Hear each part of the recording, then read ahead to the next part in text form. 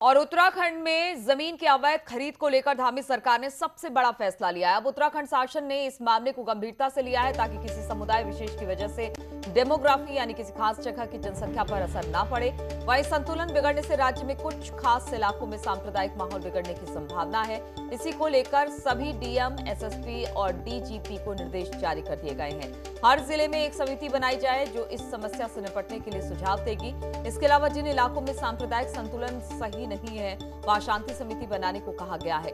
वहीं असामाजिक तत्वों पर कड़ी कार्रवाई के निर्देश दिए गए हैं। जिले के ऐसे लोगों की लिस्ट तैयार रखने को कहा गया है जो दूसरे राज्यों से आकर यहां रह रहे हैं और उनका आपराधिक रिकॉर्ड है। सभी डीएम को निर्देश दिए गए हैं कि अवैध तौर पर जमीन खरीदने और बेचने का काम हो रहा है। वहीं ये भी देखा जाए कि किसी ऐसे व्यक्ति जो किसी पर संपत्ति बेचने का दबाव बना रहा हो। आपको बता दें कि पिछले दिनों कई जगहों से शिकायतें आई थी। खासतौर पर समुदाय के लोग अवैध रूप से राज्य के कई इलाकों में जमीन की खरीद फरोख्त कर रहे हैं और इसी को लेकर ये तमाम बातें निकलकर अब सामने आई है। बातचीत करने के लिए भारती सकलानी इस वक्त देहरादून से हमारे साथ जुड़ गई हैं। भारती, आखिर क्यों इस तरह का फैसला लिया गया, क्या वजह है इसके पीछे, किस तरह का आधार इसके पीछे?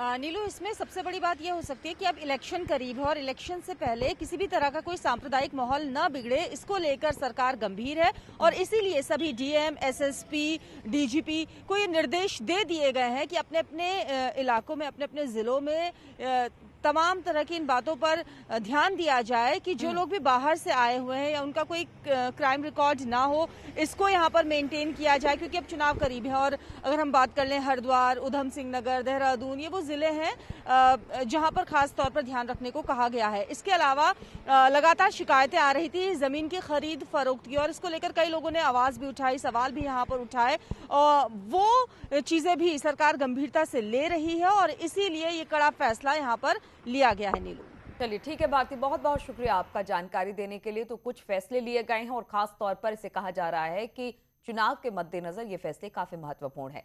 देहरादून में शुक्रवार को पुष्कर सिंह धामी की कैबिनेट की बैठक हुई जिसमें कई बड़े फैसले लिए गए, जिसमें राज्य कर्मचारियों के लिए 11% महंगाई भत्ता बढ़ाने के प्रस्ताव पर मुहर लगा दी गई है। महंगाई भत्ते को 17% से बढ़ाकर 28% कर दिया गया, यानी कि कर्मचारियों को चुनाव से पहले सैलरी का एक बड़ा तोहफा मिलने वाला है। कैबिनेट की बैठक में कुल 29 प्रस्ताव आए हैं जिसमें से 3 स्थगित किए गए। 2 मामलों में सीएम को अधिकृत किया गया और बाकी 24 मामलों पर मुहर लग गई। नगर पालिका श्रीनगर को नगर निगम बनाने का फैसला लिया गया। साथ ही नगर पंचायत लोहाघाट को नगर पालिका बनाने का फैसला लिया गया। वहीं टिहरी के तपोवन को नगर पंचायत का दर्जा दिया गया।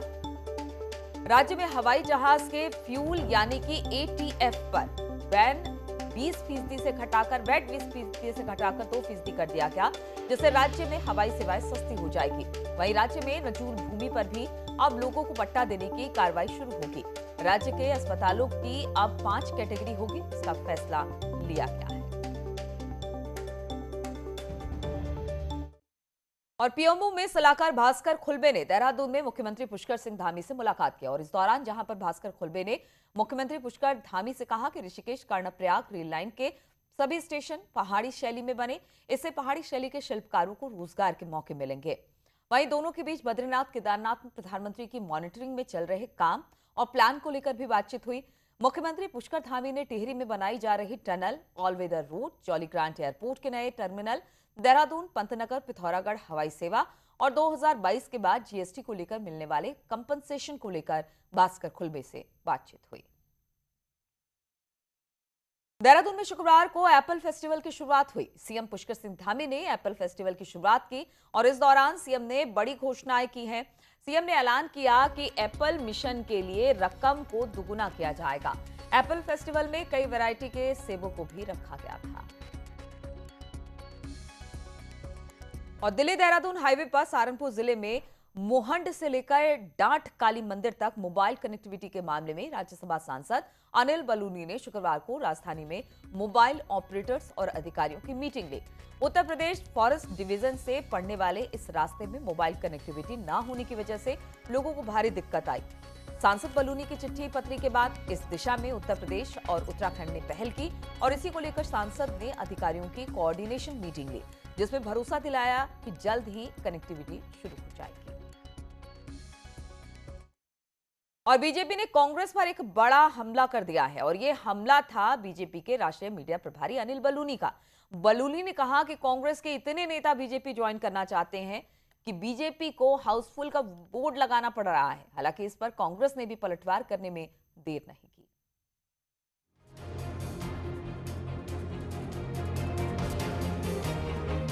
राज्यसभा सांसद और बीजेपी के राष्ट्रीय मीडिया प्रभारी अनिल बलूनी शुक्रवार को देहरादून दौरे पर रहे। इस दौरान बलूनी ने दावा किया कि उत्तराखंड में बीजेपी एक बार फिर फुल मेजॉरिटी के साथ आ रही है। उन्होंने कहा कि कांग्रेस में भगदड़ मची है, कार्यकर्ताओं का मनोबल टूट चुका है। हरीश रावत और एक दो नेताओं को छोड़कर सब बीजेपी ज्वाइन करना चाहते हैं। हालात ये है कि अब बीजेपी को हाउसफुल का बोर्ड लगाना पड़ सकता है। देखिए, कांग्रेस के अंदर हरीश रावत जी को छोड़कर और एक आध और व्यक्ति को छोड़कर प्रत्येक व्यक्ति भारतीय जनता पार्टी में आना चाहता है। कांग्रेस का जो कार्यकर्ता उसका मनोबल टूट चुका है और प्रत्येक व्यक्ति भारतीय जनता पार्टी में आने के लिए तैयार है। अब हम लोगों के भाई हमारे अंदर तो स्पेस लिमिटेड है ना, तो हमको हाउसफुल का वोट लगाना पड़ता है। लेकिन कांग्रेस के अंदर भगदड़ मची हुई है। प्रत्येक व्यक्ति भारतीय जनता पार्टी की सदस्यता लेना चाहता है और यही इस बात का द्योतक है कि उत्तराखंड के अंदर भारतीय जनता पार्टी पुनः एक मजबूत मेजॉरिटी के साथ आने वाली है। सारी कांग्रेस और अन्य दल भी भारतीय जनता पार्टी का जुड़ना चाहते हैं। अनिल बलूनी के बयान पर जवाब कांग्रेस की ओर से भी आया। कांग्रेस के प्रदेश अध्यक्ष गणेश गोदियाल ने तो बाकायदा बीजेपी को 15 दिन का समय भी दे डाला कि बीजेपी इसके बाद देख ले कि उनका हाउस कितना फुल रहेगा और कितना खाली। वो इस बात का खुलासा करें कि हाउसफुल का बोर्ड उन्हें किस नेता के लिए लगाना पड़ा। इस 15 दिन का समय जाने दीजिए। इस 15 दिन के बाद पता चलेगा कि उनके यहाँ कितना हाउसफुल है और उनका हाउस कितना खाली हो रहा है। ये 15 दिन के बाद पता चल जाएगा। बीजेपी और कांग्रेस में खींचतान जारी है। बीजेपी कांग्रेस के एक विधायक को पहले ही अपने पाले में ला चुकी है और दावा है कि रडार पर अन्य विधायक भी हैं। अब कांग्रेस अगले 15 दिन के बाद क्या गुल खिलाएगी, ये देखना बाकी है। न्यूज़ 18 के लिए देहरादून से सुनील नवप्रभात की रिपोर्ट।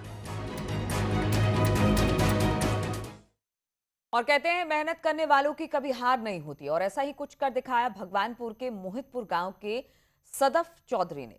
सदफ ने यूपीएससी में 23वीं रैंक हासिल की, जिससे परिवार में खुशी का माहौल है। वहीं सदफ चौधरी का कहना है कि उन्होंने 2 साल की कड़ी मेहनत के बाद इस मुकाम तक वो पहुंचे। उनका श्रेय अपने माता पिता और भाई बहन को दिया। सदफ ने एनआईसी जलंधर से बीटेक की पढ़ाई की। साथ ही उनके परिवार में माता पिता, उनकी एक छोटी बहन और भाई हैं। पिता बैंक में नौकरी करते हैं। मेहनत तो की मैंने।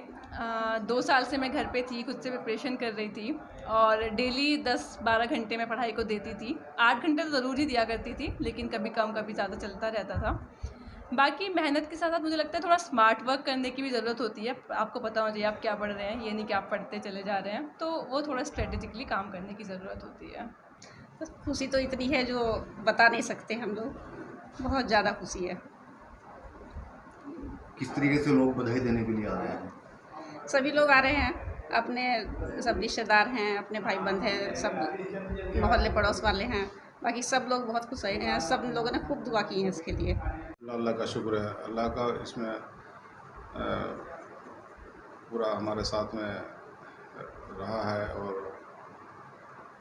उसके साथ में हमारे उलमाए दिन के लिए, उलमाए दिन ने भी हमारे लिए बहुत दुआ की है। बाकी हमारे सभी रिश्तेदार, नज़दीकी सभी लोग इसमें काफ़ी लोगों का।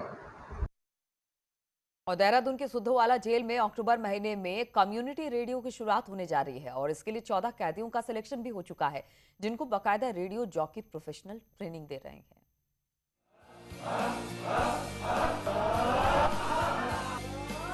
देहरादून की सुद्धोवाला जेल में ये वो कैदी हैं जो इन दिनों जेल में रेडियो जॉकी बनने की ट्रेनिंग ले रहे हैं।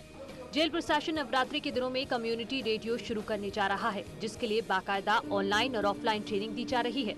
जब रेडियो जॉकी की बात आई तो साहब ने, कोठारी जेलर साहब ने मुझको बुलाया कि रोहित, इस तरह से FM radio Doon FM radio की बात चल रही है, आप आओ। और साथ में कुछ साथी, तो संग साथी मेरे सारे भाई लोग, हमने मिलजुल कर इसमें आए।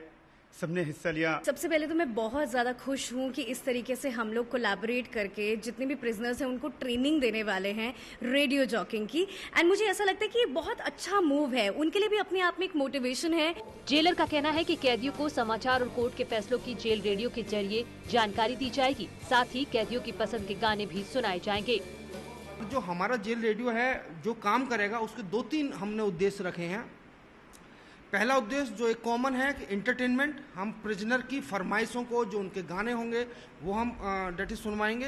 हितों से जुड़ी हुई सारी न्यूज, राष्ट्रीय, अंतर्राष्ट्रीय, क्षेत्रीय, वो हम जरूर बताएंगे, जो बड़ा उद्देश्य है। तीसरा उद्देश्य यह है कि अगर हमें जेल प्रशासन को कोई भी कम्युनिकेशन करना है, हमें बंदियों के बीच में कोई संदेश प्रसारित करना है, तो वो हम एट वंस हर बंदी के साथ कर सकते हैं। वैसे इससे पहले हरियाणा समेत 5 राज्यों में इस तरह का कम्युनिटी रेडियो चल रहा है और उत्तराखंड में ये प्रयोग वहीं से सीख लेते हुए किया जा रहा है। न्यूज़ 18 के लिए देहरादून से भारती सकलानी की रिपोर्ट। और काशीपुर से बीजेपी विधायक हरभजन सिंह चीमा को हाईकोर्ट से बड़ी राहत मिल गई है। कोर्ट ने उनके चुनाव को चुनौती देने वाली याचिका को खारिज कर दिया। पिछले दिनों इस पर रोज सुनवाई का फैसला लिया था। राजीव अग्रवाल ने ये याचिका दी थी और चुनाव को खारिज करने की मांग भी की थी, लेकिन कोर्ट ने याचिका को ही खारिज कर दिया। नैनीताल नगर पालिका के 13 सभासदों ने एक साथ इस्तीफा दिया। इसके साथ ही 3 सरकार द्वारा नामित सभासदों ने भी इसका अपना इस्तीफा कमिश्नर के माध्यम से सरकार को भेज दिया। कांग्रेस के साथ बीजेपी के सभासदों ने अपनी ही सरकार के अधिकारियों पर सवाल खड़े करते हुए काम नहीं करने का आरोप लगाया। नैनीताल में सरकार के नामित सभासदों ने कहा कि सभासदों के वार्ड में कोई काम नहीं किया जा रहा और अधिकारी कोई भी काम नहीं कर रहे हैं। सभासदों ने नगर पालिका स्टाफ और ईओ पर भी दुकान और बाहरी लोगों को फर्जी फंड के आवंटन का आरोप लगाया है।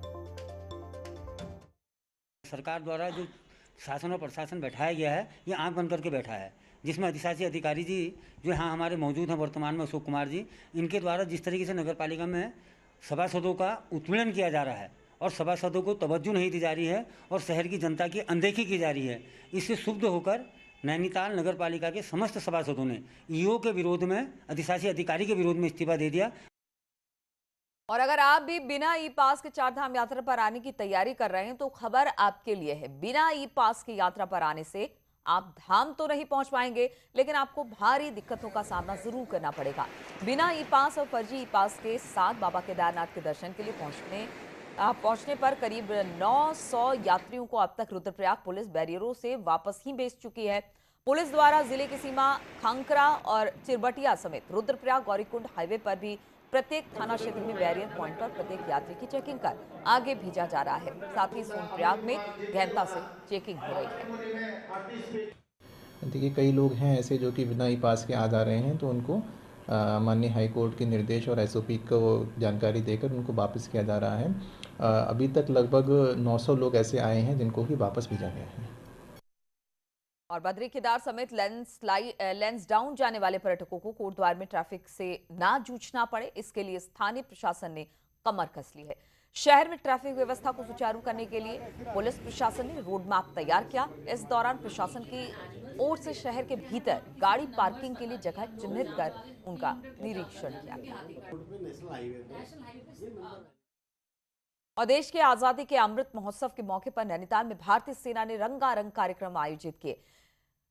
फ्लैट्स मैदान में आयोजित कार्यक्रम के दौरान सेना के जवानों ने झांकियां पेश की और देश की संस्कृति झलक दर्शकों के सामने रखी। इस दौरान डोगरा यूनिट के जवानों ने करतब भी दिखाए, जो कि लोगों को खूब पसंद आए।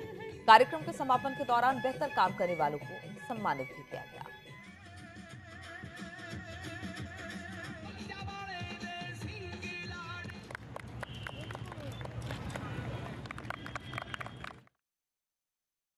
और श्रीनगर एनआईटी में 5 साल बाद आज दूसरा दीक्षांत समारोह आयोजित हो रहा है। कोरोना के कारण पहली बार इसे वर्चुअल आयोजित किया जा रहा है। समारोह में यूजी, पीजी और पीएचडी के 600 स्टूडेंट्स को डिग्री दी जाएगी। साथ ही टॉपर स्टूडेंट्स को मेडल्स भी दिए जाएंगे।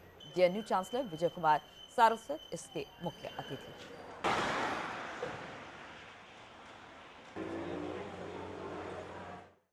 और रुकते हैं यहाँ पर छोटे से ब्रेक के लिए।